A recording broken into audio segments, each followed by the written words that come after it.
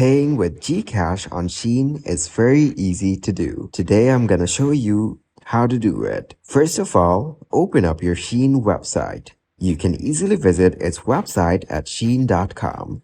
Then, log in to your account. After that, select the product that you want to purchase. Here, you can select the color or size of the product.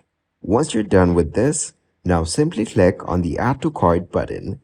Now, click on the View Cart option. Once you're in your checkout section, then click on the Checkout Now button. Next, on the checkout page, find Gcash in the options and select it as your preferred payment method. After that, you may be directed to the Gcash to confirm the payment. Now simply follow the on-screen instructions, confirm the transaction, and then wait for the payment to be processed. Once you are done with this, now go back to the Shein website. After that, you will get a message confirming that your payment was successful. So this is how you can pay with Gcash on Shein.